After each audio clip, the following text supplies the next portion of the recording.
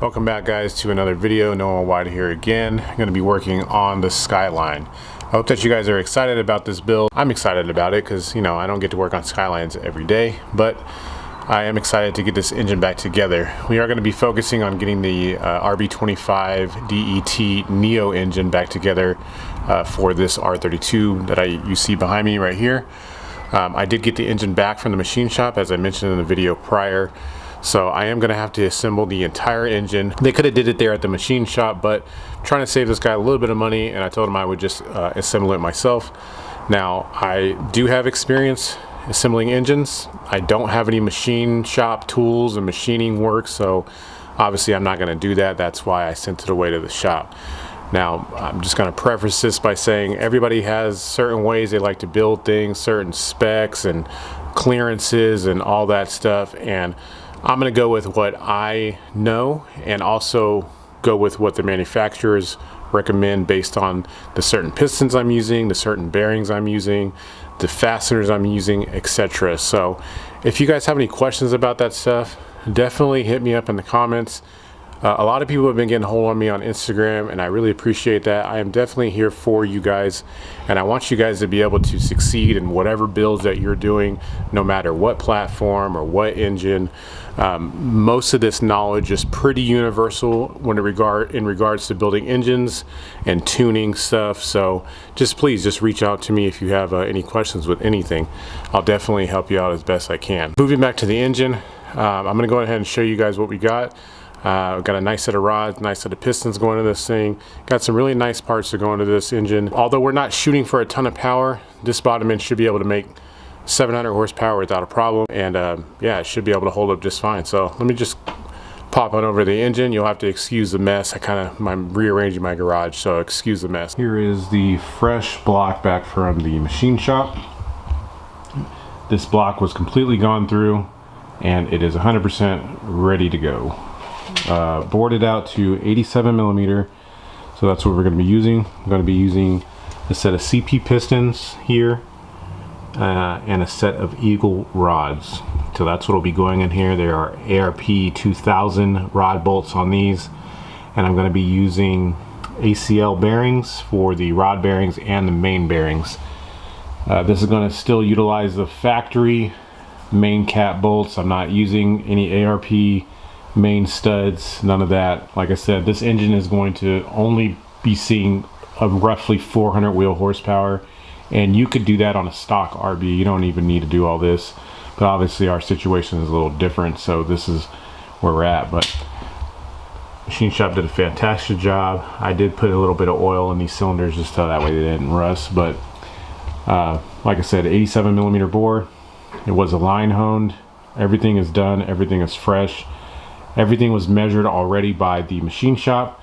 They set it up to the correct specs for the bearings. However, I am going to definitely be using plasti gauge just to verify. Obviously, if they did their job, and I know they did because I've used this gentleman before, everything should be on point. But I, being the one putting it together, should be the one to check just to make sure that everything is correct. So this is the block right here. I'm going to flip it over here in a minute just so we can start to get the crank together. The crank is sitting over there in the bag. I did have the crank modified. I'll show that to you guys who are building these RBs, and just small things to look out for. I have a few fittings on here that aren't here from factory. The main one being this big one right here, which is going to be going to the head drain on the head. This is going to be running a Nitto head drain, and it's probably not necessary. It's not necessary for this power level. However, we're trying to just do this once and just be done with it. That way the customer can be happy, and if he wants to turn it up further, he can go on ahead and do so. Also, I should note that with oiling with these RBs, as that's always the issue, this does have the factory oil restrictors in it. Now this is not a hydraulic head, hydraulic lifter. This is a solid lifter head. So I'm going to be pulling these out. I'm going to be blocking this one here, which is towards the rear of the engine, and I'm going to be running, I believe, a 1.1 or a 1.3. I think it's a 1.3 millimeter restrictor here. I got to double check that, but that's what I'll be doing to this block. Also, this block has this fitting on here, which tees off, and this runs around and it's going to feed the turbo with oil, or excuse me, the turbos with the water that it needs. So this is definitely aftermarket. It's not here usually. I don't want to talk too much, so let's just get this thing flipped over. I'll show you guys the crank, and we'll try and get the crank in there checked, make sure all the bearings are good.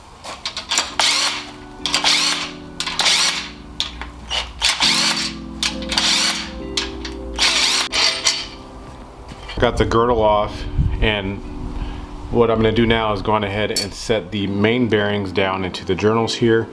In the middle here, there's going to be a thrust bearing. You can tell that it looks very different because it'll have shoulders on the end of it. Not all thrust bearings look the same, but on the RB, on this particular one, it has a provision that you can see clearly where it rides at, and it always is going to be in the middle journal. So when you're looking down at these, hopefully I can zoom in and show you. On these parts here, you can see that there's clearly holes, which are oil feed holes, in each one of these journals. So if you look at your main bearings, this here main bearing, you can see this bearing has holes in it built into it. So you know for sure that this goes down in the block here and it doesn't go in the girdle. Now this is the top bearing. These go together like this, they'll ride together like this. But this is the top, it doesn't have any holes in it at all, and this sits in the girdle part, and this one sits in the block. Also, if you'll notice on these, there are little notches on every single journal. That is where bearing tang, T-A-N-G, sits. And if you look a little closer, on every side of the bearing, there'll be a little offset piece that sits down. That's just to locate the bearing where it goes. You don't need to put any grease in these at all. You'll grease the bearing side. You don't need to grease the back side of the bearings. So go on in and put all your bearings in.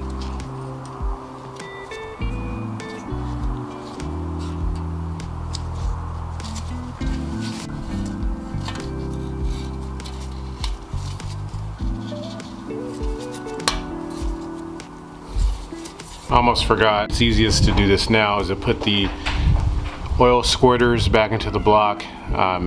You can delete these if you want. That would help your oil pressure, but like I said, this engine is basically just a street build, not going for crazy power. So I am going to install these back into the block here. You know, this engine will see a lot of, you know, traffic, idling. So anything I can do to help the piston cool, I'm going to put it back in. So these just set right down here. There's 6 of them. They have their own little bolts. The factory spec, torque spec is 22 to 30 foot-pounds for the bolt.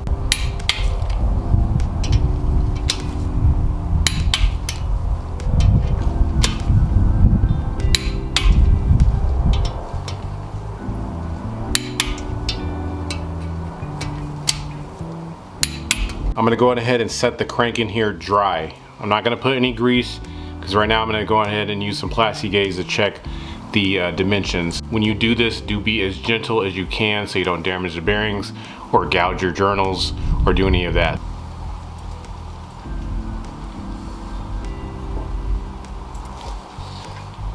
Now comes the time where we need to set down some plastic gauge in order to just verify that we have the main bearing clearances that we want. Again, this is not really what you use, you know, to do this correctly, I would say.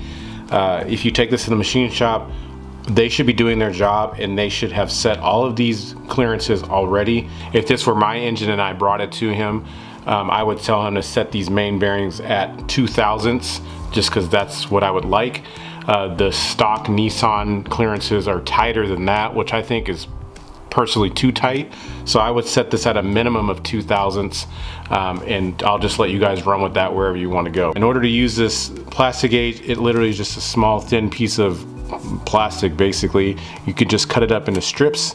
So you can just cut them into small strips, and what you want to do is just lay them straight on top of the journals. Just lay them down, make sure they don't move. So that way when you go to put the girdle on here, it squishes down onto them. And then after you get that done, you can go on ahead and check with the gauge on the side. You know, all of these lines represent certain thicknesses depending on how much it got squished or didn't get squished. So I'm going to go ahead and set this up, and show you guys how to go ahead and do that. Remember, you need to have the bearing, the other half of the bearing shells in the main girdle. Then you'll put the girdle on, you'll torque it all down to spec how you're supposed to, and then you'll go ahead and remove it, and then you're gonna go ahead and check with the plastic gauge. All right, so I went on ahead and took the girdle off. Now this plastic gauge is definitely really old. I think I just had it laying around, but we can still get the gist of what we're aiming for. And so you can see, if you look closely at this residue, you know, it's here, there's some over here on every journal, there's a little bit left over. But I'm gonna look at this one, since this one you'll probably be able to see the most. There's a small outline, you can't really see it, but there's a small outline of where it got squished out to. And what you do is you take this and you just line it up right on top of what it is. I know you guys can't see it on camera, it'll be hard to see, but it definitely is sitting right at 2/1000ths, which is exactly where I would have placed that. I went on ahead and verified every single journal, and every journal is sitting right at 2/1000ths, which is where we want. On the bottom side of the girdle, there definitely is more residue, and you can check it, but basically I know that this is good to go now. So going ahead and wipe off all this residue and make sure you clean it off well. Then we can go on ahead, remove the crank, put some assembly lube in here, and install it for the final assembly. And now comes the time to do the final assembly on getting the crank into the block. Definitely get yourself a good assembly lube. I'm using Driven assembly lube. Just lube up the bearings in here. There really is no right or wrong way to do this. This stuff will save you, but you do want to get it on every bearing and make sure that you get it on there well enough. So you can't really go wrong, especially on the thrust bearing. Make sure you get some on the sides of the bearing as well. And I'll go ahead and rub this stuff in with my hand when I'm done. And you'll also do the same thing to the girdle side of the bearings, and you can actually put some lube on the crankshaft journal as well if you'd like. Gently.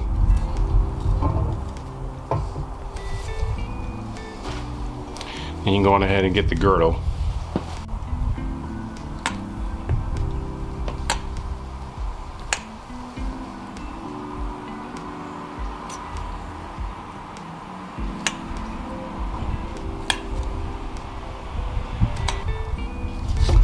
I like to use a dead blow hammer to kind of set this down, and then you can go on ahead and we can get to torquing the bolts down.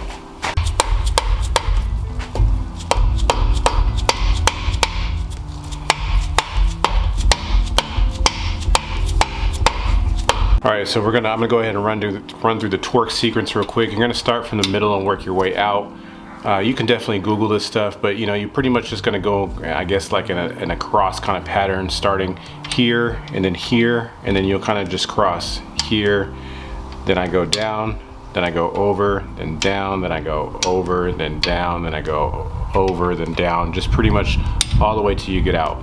The torque sequence on this, it needs to be done in 4 steps. So the first step we're going to run through is going to be 22 foot-pounds. So you're going to follow the process, 22 foot-pounds. After that, you'll step up to 72 foot-pounds. After that, you're going to loosen them all to where there's no, torque at all. Tighten them back to 22 foot-pounds, and then after that, you'll need to go on ahead and tighten them between 80 and 90 degrees. Now, I don't know exactly what year car this motor came out of.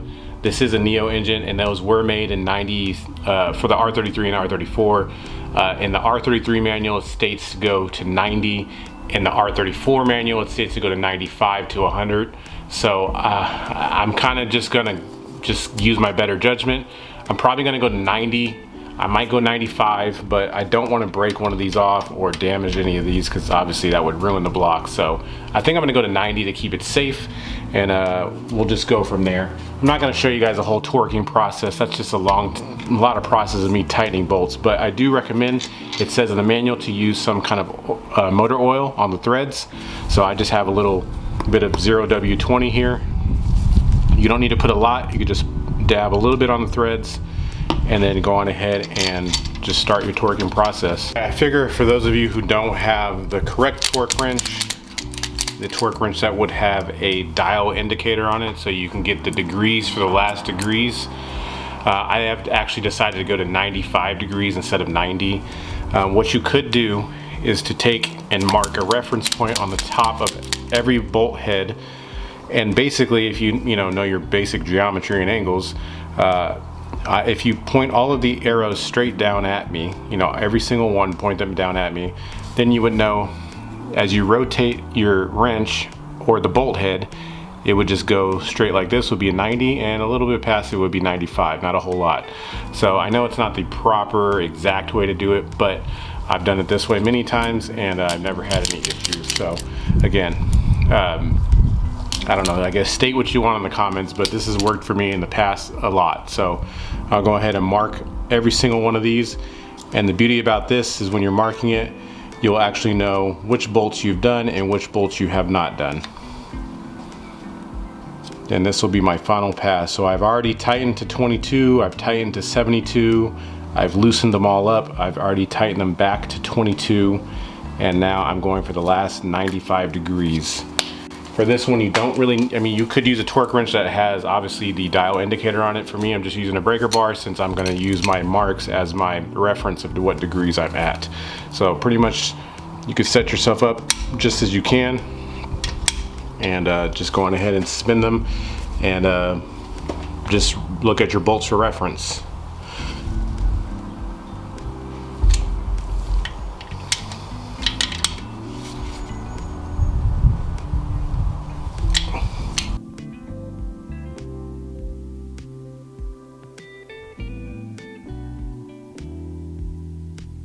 Got the crank all the way in now. You can see, I'm not going to spin over a lot, but it is spinning right here just by hand. If it doesn't rotate when you get all your stuff tightened down, please don't continue. You either have a bearing that's wrong or something is going wrong. So it should be able to spin freely by hand. You don't want to spin it too much though, because I don't want to move all the assembly lube out of the way, but mine spins freely. Like I said, my bearings and everything are good and all my clearances are correct. So this is all completely torqued down now. So now I'm just going to flip this over and we're going to go ahead and I'll show you guys how to get the pistons into the cylinder bores. Now moving to the part where we're going to install the pistons down into the cylinders. There are a few steps you need to do before you can go on ahead and do this. Number one being you need to get a piston ring compressor. There are many different kinds you can use. I haven't built an engine in a good while, so I couldn't find mine, so I literally just went to Harbor Freight and bought a piston ring compressor. They aren't the best ones in the world. If you know how to use them, they'll work. And as you can see, I already have one piston. This is cylinder number 1 in here, just to kind of show you guys that what it looks like. But nonetheless, before you do that, you need a piston ring compressor. I highly recommend getting a piston ring expander, something like this.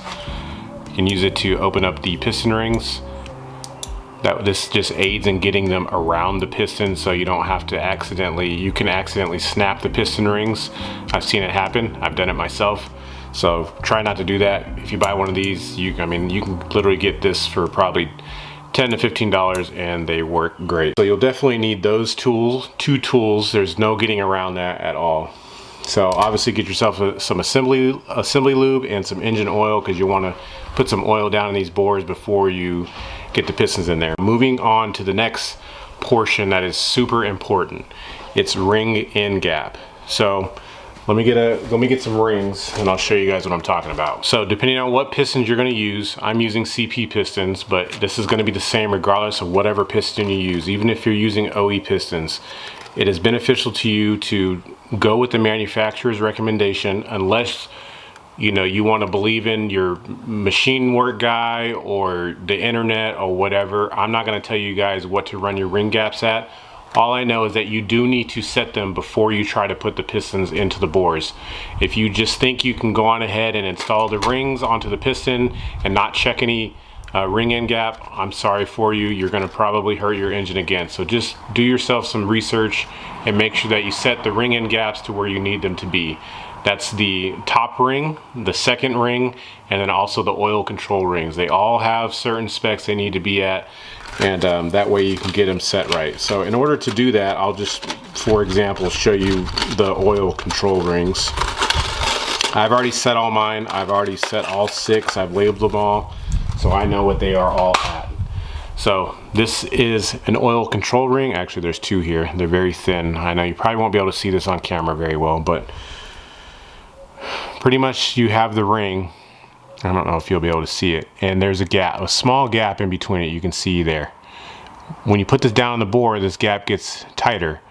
So the ring in gap is what you need to set here. So what you would do is you take a ring, you stick it down in the bore, whichever one you want to work on. I'm just going to work on this one, for instance.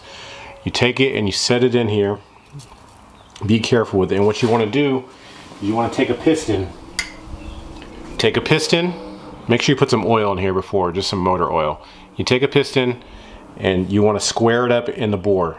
You don't want to take a measurement at the top of the bore. You kind of want to, you know, take it, I usually take it down about 3/4 of the way down the piston, like so. You see I don't have it all the way in there. I have it, I mean, you could stick it all the way in there if you want to, but that's about as far as you need to go.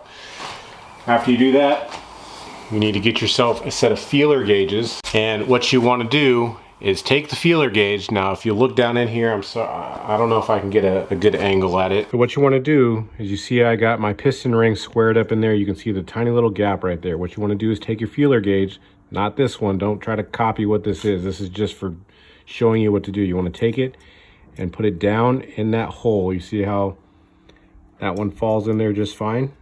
This is the gap you're aiming for. Now if it's too tight, you need to get yourself a ring filer and widen it up. So this is just the oil control ring. There are 2 of these. There's a top rail and a bottom rail.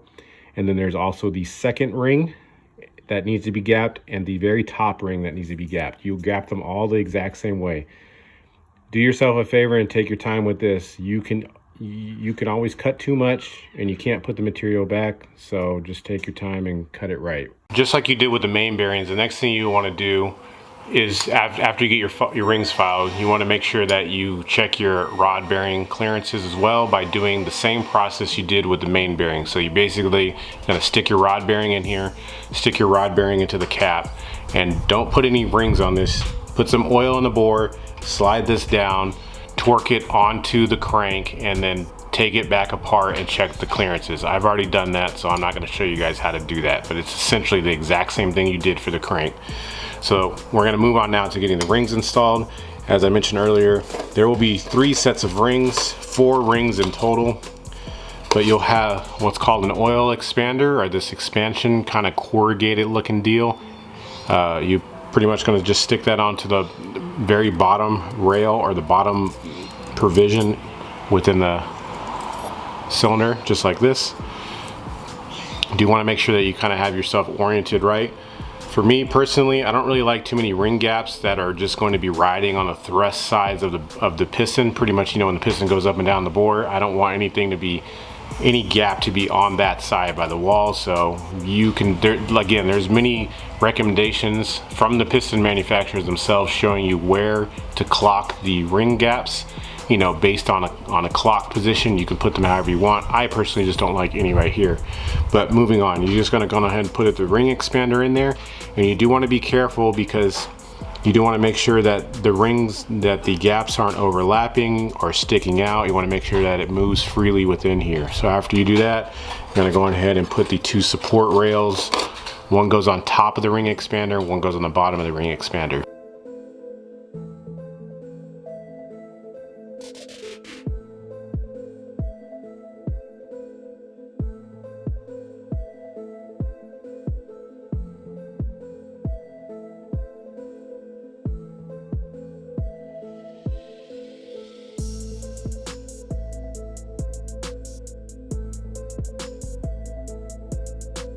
Got all my piston rings installed. Again, follow whatever recommendations you want of where to put the ring gaps at. I set them where I want to have them at, so you can set them however you want. Basically, I just have them opposite each other, but I don't have them on the thrust side where it goes up and down in the piston ring. And most oil control rings are also 180 out of each other, so just keep that in mind. You do want to make sure that these things all spin freely on here, nothing's binding up, or there's no issues like that. So next thing you want to do is to go on ahead and put the rod bearing. You probably would have already done this if you checked your clearances. You're going to make sure you clean all this out. Remember, you want the back side of the bearing dry. And just go ahead and put the bearing in here. And you can go on ahead and put the bearing in the cap in a minute. But we'll put the bearing in here, put some assembly lube on it, and then go on ahead and get it down into the bore.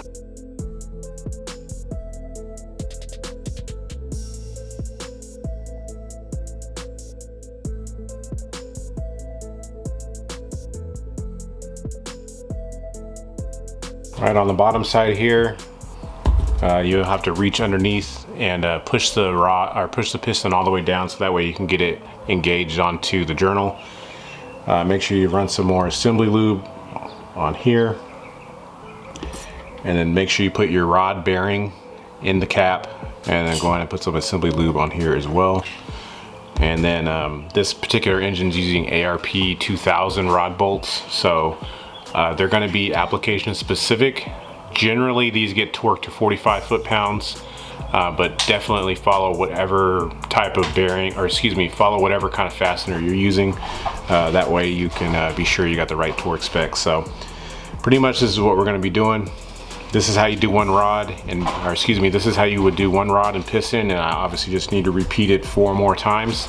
So I'm going to go ahead and get this torque down, and I'm just going to go ahead and get the other ones installed, and then make sure I can rotate it over freely. And yeah, the bottom end at that point is mostly done, aside, you know, from putting the oil pickup and the oil pump and all that stuff on. But yeah, let me just get the rest of these done, and I'll see you guys in a minute.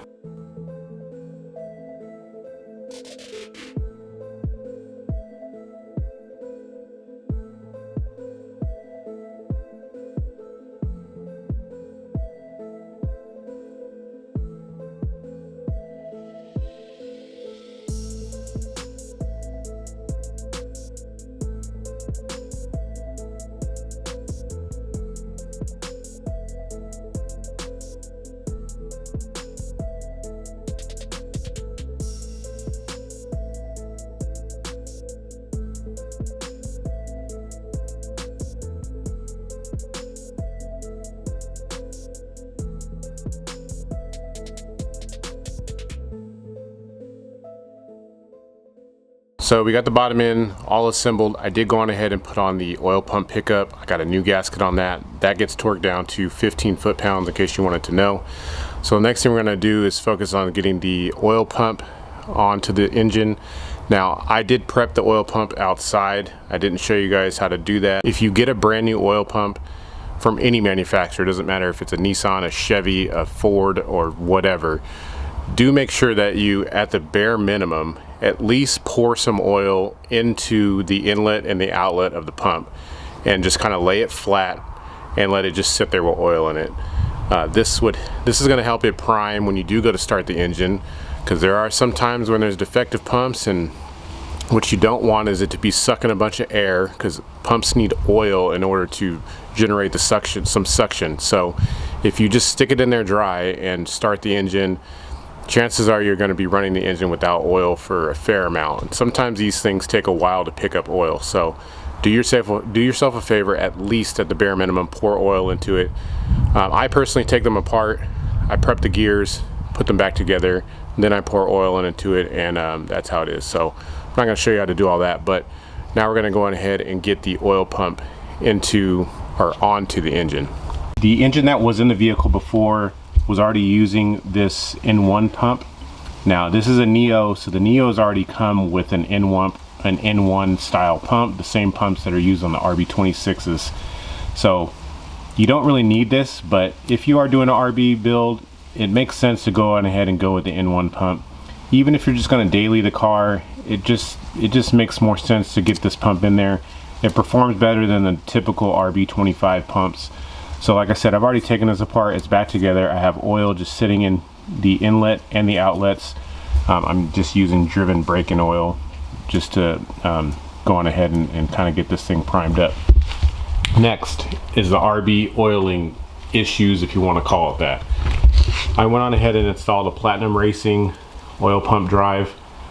The machine shop went on ahead and installed this for me. I highly recommend that anyone doing an RB build, if you're this far into it, just do this upgraded drive. So you can see the flats on here are much wider than the stock ones. The stock ones are about this thin. You know, actually the stock one is about the length of my finger right here, the stock drive.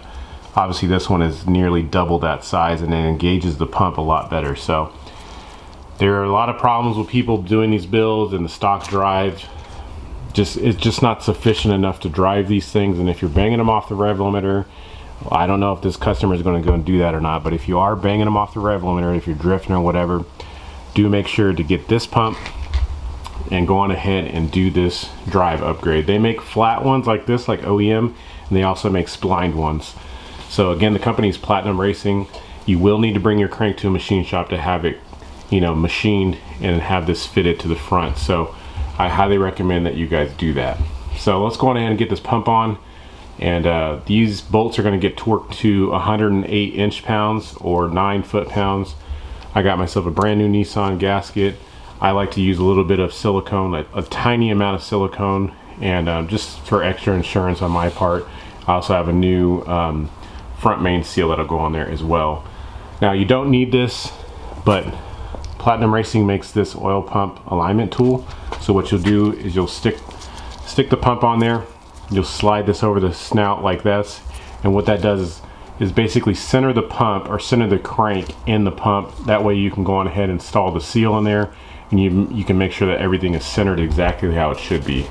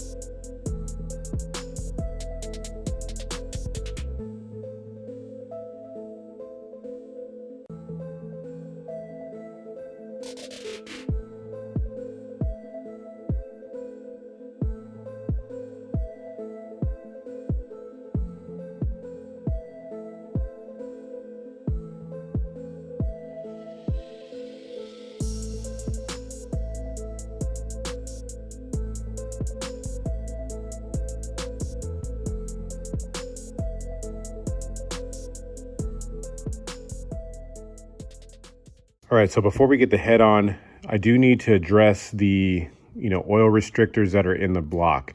Now, it's gonna depend on what your application is, how much power you wanna make, how you're gonna use the car. This car is going to be a street car, and it does have a head drain on it. So I likely can just leave the factory restrictors, and with the head drain, it should be fine. However, he did say occasionally he might take this drifting or do, a lot of high RPM stuff. And what I think the problem with the RBs is when you rev them up past 7,000, past 7,500 RPMs, you are sending a ton of oil to the head. So in order to combat that, we need to install some restrictors. The factory restrictors are here. There's one here, and there is usually one right here. However, I have blocked this restrictor off. And then this one right here, now this goes for the solid lifter heads, not the hydraulic heads. If you have a hydraulic head, I recommend leaving both of these alone and running a head drain if you want, depending on how much power you're going to make. If you just have a stock RB build, just leave everything how it is, personally.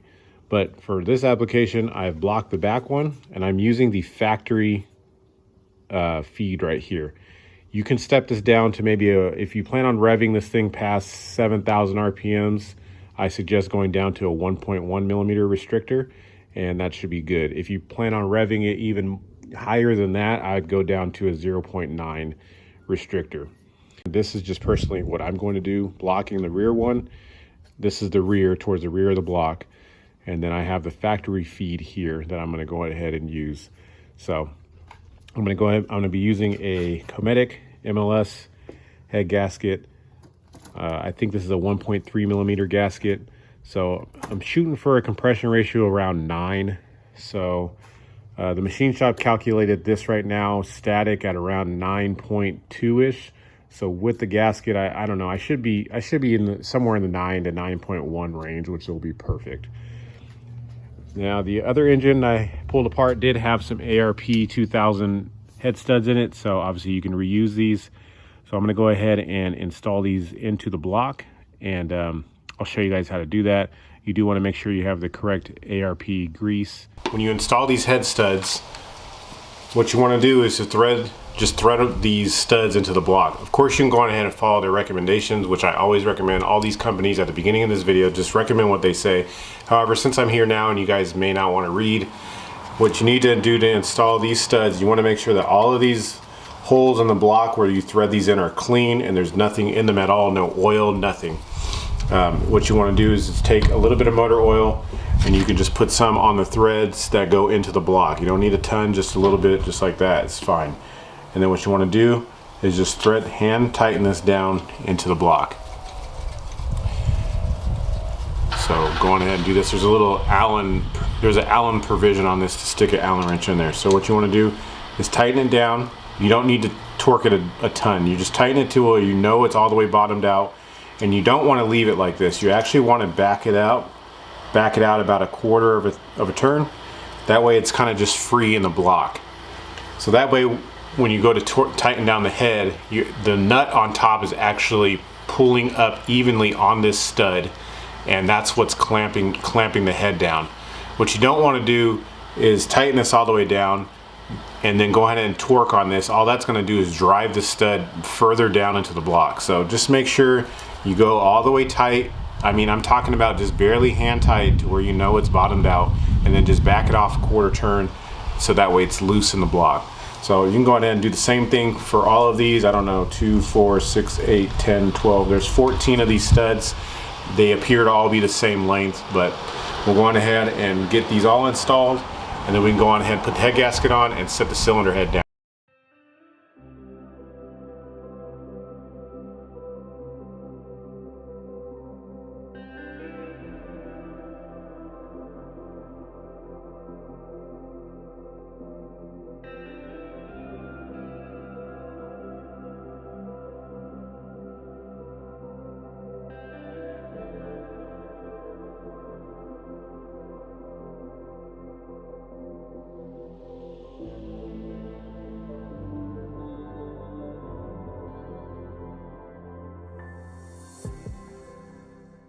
You know I had to put the turbo on here just for motivation purposes. This thing's looking sweet. As I said, this car is using a Garrett GTX 35R. I don't know the exact specs on this turbo. It's a pretty small turbo. I think it's like I don't know, maybe a 58 millimeter turbo or something like that. I don't know. It's probably good for about 600 horsepower, somewhere around there. But like I said, this thing does have a Future Fab manifold on it. I got that all on. Brand new Cometic exhaust manifold gasket on there. I just kind of mocking up the lines, the turbo lines. All this stuff was on the car before, so I didn't make any of these lines. I'm just putting it back how it was. But it's got some nice fittings on here. Tap into the block for this is for the, I think this is the oil feed, or excuse me, no, this is the coolant feed or return, I don't know which it is. Then the oil feeds down here, and then the turbo drain and the head drain both tee into this here fitting. So, but yeah, got all these torqued on. I believe the torque specs for these are 22 foot-pounds if I'm not mistaken. But yeah, I got the thermostat on, got the oil filter housing. This actually has an oil filter relocation kit made by Greddy. So I got this installed, ready to go. But overall, everything is looking real nice, guys. So the last thing to do would be or it's got a couple things left. I know this video is long, but if you're here this far, you're a real one. I got to put the cams in. I'm gonna then do a valve adjustment to make sure everything is good. I'll briefly run through that to show you guys how to do that, and then I got to install the timing belt, obviously the tensioners and the cam gears, and then I still have to do the rear main seal, which is kind of hard to get to because it's on the stand, and do the oil pan. But those are probably what I'm going to do now, is get this rear main seal on and get the oil pan torqued on. So yeah, less talking, let's get back to it.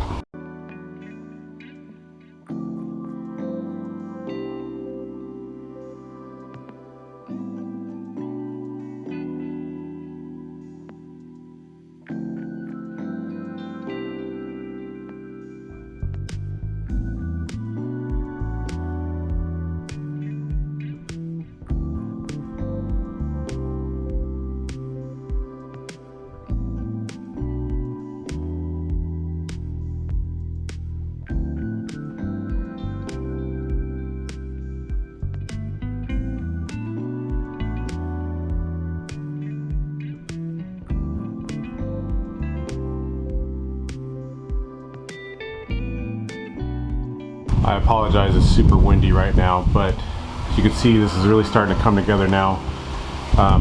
The next thing we need to do is get the cams in and get the timing belt and the cam gears and all that stuff on.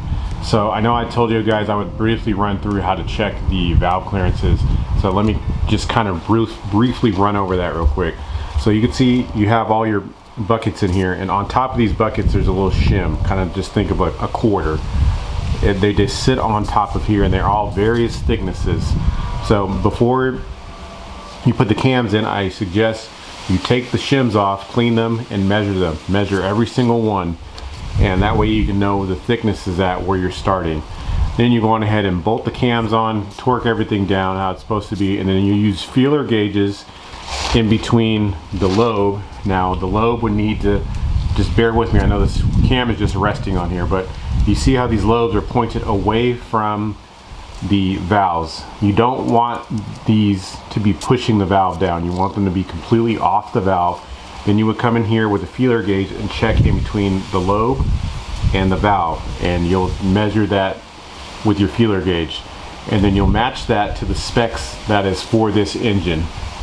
I don't know the specs off the top of my head, I'd have to look. I think it's something, I think like 0.31 millimeters for the intake is the tight side, and then I think the exhaust side is 0.5 millimeters. So that's what you would be looking for roughly. Again, check the manual to make sure that I am saying that correctly, but you would measure that. Now if you were off, you know, if the gap is too tight, let's say, you would need to take this shim out and you need to get a thinner shim. That way you can open up the gap that's in here. So again, if this is too tight, you'll need a thinner shim. If it's too large, you'll need a thicker shim. So hopefully you guys can do that. Like I said, I highly suggest you measure everything before you stick it in there. I have it written down on a notepad over there, so that way you know, and you'll know where you're starting at. Take the cams off, put assembly lube in every single journal, put assembly lube on everything, and then you'll put the caps on and torque all that down to, I think these caps get torqued to 106 inch-pounds. And then we can go on ahead and get the timing stuff set up on here. Don't forget to put your timing belt guides, so you'll actually have a guide like this that goes on. I know it doesn't look like it on camera, but there is a beveled edge to this. You know, it's not exactly flat, it kind of like tapers off to one side. So you want to make sure that the tapered side is facing rearward or towards the rear of the engine. So this will go first. Then you'll go on ahead and stick on your cam gear like this, or crank gear, sorry.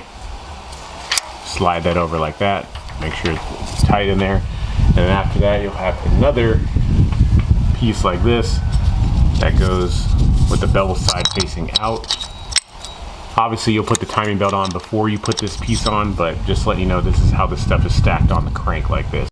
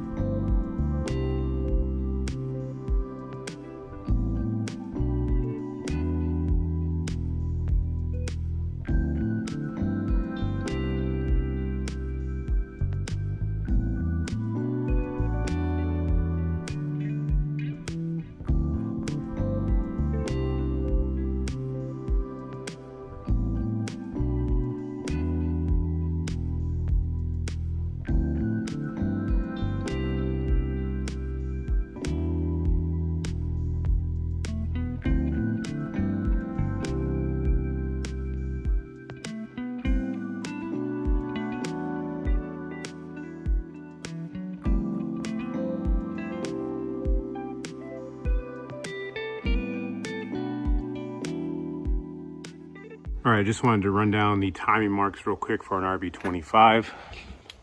Again, the manual is your best friend. You can find it online, but as I mentioned earlier, this crank gear needs to have this dot lined up with this oil pump mark right here.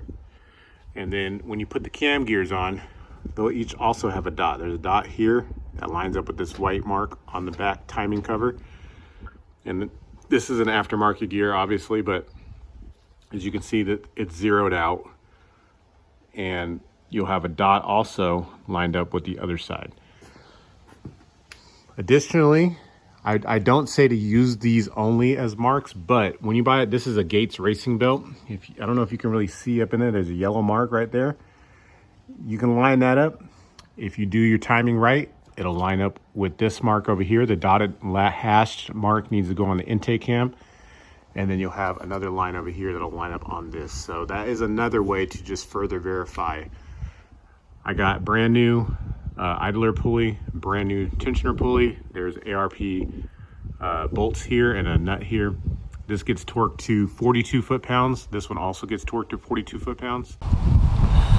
I apologize, it's windy out here, but the long video is finally over. I hope that this video helped whoever was trying to build an RB. I did try to be as detailed as I could. I know I kind of just sped run through some of it, but I'm pretty sure you guys don't want to see me tightening every single bolt. So I know this video is long, but it's kind of, you know, how it is when you're building an engine. So even for you seeing it, it was not nearly as long for you as it was for me. So I hope that this was helpful to you guys. And obviously, if you have any questions about anything or how to build anything or put anything together, as I said in the beginning of the video, please just hit me up and I will do my best to help you out. But let's take a look at this engine now.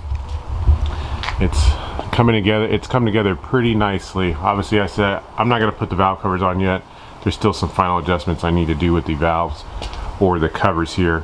I'm actually waiting on these to get back from powder coating, but pretty much this is the gist of it. So I went on ahead and just mocked up the intake manifold so you guys can kind of see what it looks like.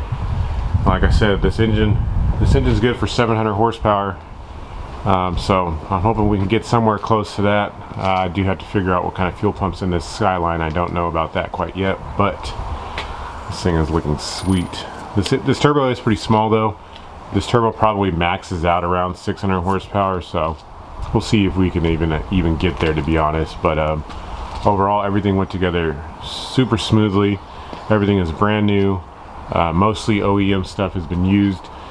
But yeah, one thing I'm gonna do now is just get this off, get it back into the car, and go from there. So I'm excited to hear this thing start up for the first time. As I said, I hope this helps you guys out. If you have any questions, just ask me in the comment section below. I'm always willing to help you guys out as best as I can. I appreciate you guys who have watched this video for this long.